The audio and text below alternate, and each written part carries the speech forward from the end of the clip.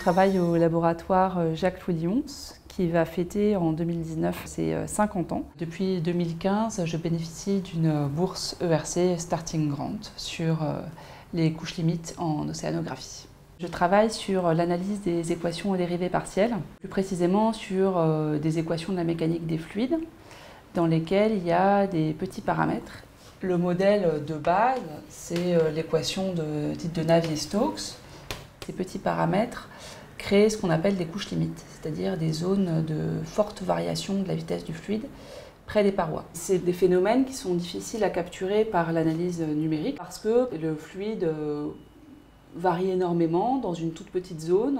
Et donc ça veut dire que par exemple si on fait une discrétisation de l'équation, il faut que le pas de la discrétisation soit extrêmement petit et c'est très coûteux en temps de calcul.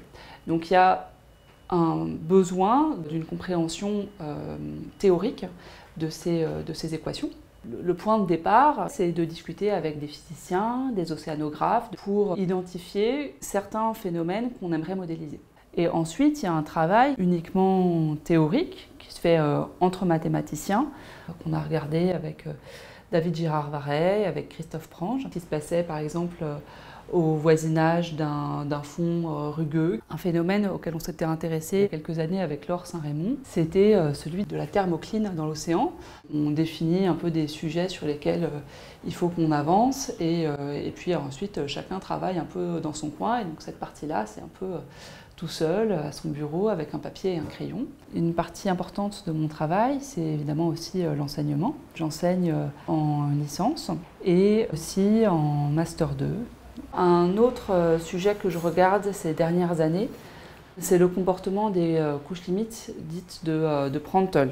Donc ça c'est une vue en coupe d'un cylindre et on regarde un fluide qui arrive comme ça sur ce cylindre. Et ce qu'on observe, c'est que les lignes de courant du fluide, au début, restent attachées au cylindre, comme ça. Il y a un endroit ici où il se produit ce qu'on appelle un décollement de la couche limite, c'est-à-dire que les lignes de courant vont faire quelque chose comme ça. Et ce qu'on a fait avec Nader Masmoudi, c'est s'intéresser à ce qui se passe ici, juste avant le point dit de décollement ou de séparation. On a donné une description quantitative assez fine de la vitesse du fluide au voisinage de ce point-là.